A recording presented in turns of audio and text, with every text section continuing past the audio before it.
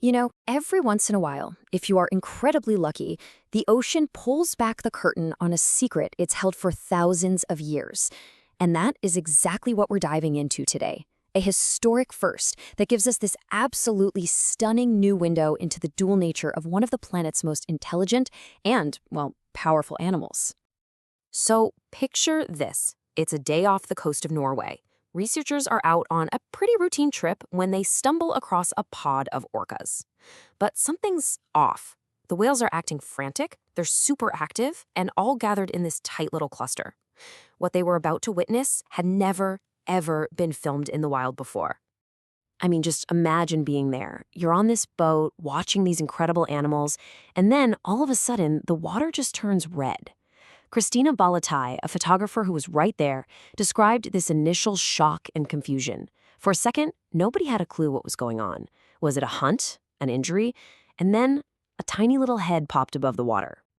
As the pod was swirling around, that first rush of excitement at seeing a birth, it just turned to fear real quick. The researchers got a drone in the air, but the first images suggested the absolute worst.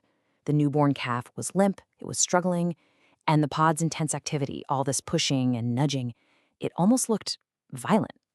For a few very tense minutes, everyone watching thought they were witnessing a tragedy. And then, the turning point. After about 15 minutes of this intense support from its family, the little calf steadied itself. It started swimming. The pod hadn't been hurting it. They had been saving it. You can just imagine the collective sigh of relief on those boats. They had just seen the very first hour of a new orca's life. So what was all that frantic activity about? It turns out this scene, which looked totally chaotic, was actually a highly coordinated, life-saving procedure. Let's break down what was really going on here. Okay, so first, the pod immediately creates this defensive perimeter. Then, members literally take turns pushing the struggling newborn up to the surface, physically carrying it on their backs and on their faces to make sure it could get that first critical breath of air. This is a multi-generational cooperative effort, just a stunning display of instinct and care. And this brings us to a really fascinating question. I mean, the behavior looked rough, right? But what observers think is that it's basically the orca equivalent of a doctor slapping a human newborn. It's a vital physical jolt to jumpstart the respiratory system and get the calf breathing on its own. A tough but very necessary welcome to the world. And get this isn't a one-off. Way back in 1990, during the birth of a calf named Kasatka, the pod's behavior was remarkably similar. Chasing, slapping the water, lifting the newborn up. This pattern suggests it's not some random reaction, but a deeply ingrained cultural or instinctual behavior that's been passed down for generations. This kind of incredible cooperation at birth is only possible because of the orca's profoundly complex social structure. To really understand the pod, you have to understand the world they live in and who's in charge. Orca society is what we call matrilineal. So what does that mean? Well, it means everything, and I mean everything, revolves around the mother. Pods are basically these big, extended families led by the oldest, most experienced female. And when they say family for life, they are not kidding. Offspring, both male and female, never permanently leave their mother's side. But here's the twist inside that female-led society. Long-term studies show that adult females tend to focus almost exclusively on their own moms and their own kids. So who holds the whole clan together? It's the adult males. They're the ones who act as the social glue, forming these wide-ranging bonds across different family units, connecting related groups, and keeping the entire pod from splintering apart. It's a really fascinating balance of power. So the matriarch, she isn't just a leader. She's a living library. Seriously. She holds the pod's entire cultural history. The best hunting spots, the safest routes to travel, all the complex social rules. Her experience is literally the key to her family's survival. All right, so we've seen the nurturing, cooperative side of the orca, but there's another side to their identity, one that is ruthlessly efficient and earned them their pretty formidable name. Killer whale. I mean, the name says it all, right?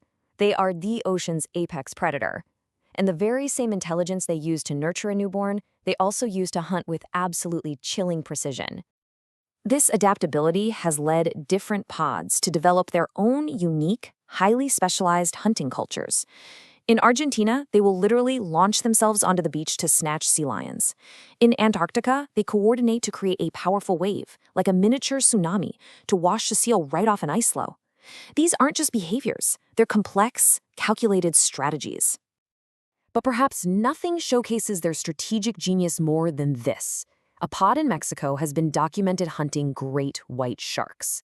They don't just charge in. First, they surround a young one. Then, working together, they flip it onto its back.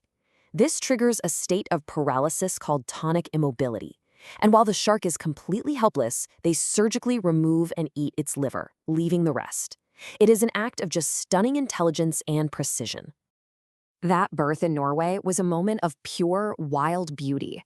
But it also highlights this ever-closing gap between their world and ours, and the pretty complex challenges that come with that. You see, the very event that amazed scientists is now fueling a massive tourism boom in Norway. But without the right rules, this can turn into harassment. We're seeing reports of boats crowding the pods, which can cause a ton of stress and disrupt the very behaviors we're so fascinated by, like feeding or caring for a brand new calf. And the contrast here is just stark. The calf born in Norway is surrounded by its family, learning cultural knowledge in the vast ocean. Now, compare that to the last orca born into SeaWorld's breeding program. It survived for only 3 months in a restrictive artificial tank. It's a tragic reminder of how vital that complex social and natural world is for them. So where does all this leave us? We've seen two starkly different, yet equally true sides of the same incredible animal. And this is the heart of what we're calling the Orca Paradox. Just look at these two images. On one side, you have a family working desperately to save its newest member. On the other, you have a hunter using tactical genius to take down its prey. These aren't contradictions, they're two sides of the same coin, two brilliant strategies for survival in a tough world. Ultimately, we just can't simplify them. They're not just gentle giants, and they're not mindless killers. They are a species defined by this duality, an intense capacity for family, for love, for care, and an equally intense capacity for lethal strategic predation. And that really leaves us with a final question. What can we learn from an animal that is at once a devoted family member and a top predator? Maybe their paradox isn't a contradiction at all, but simply a profound lesson in what it truly takes to survive and thrive on this planet.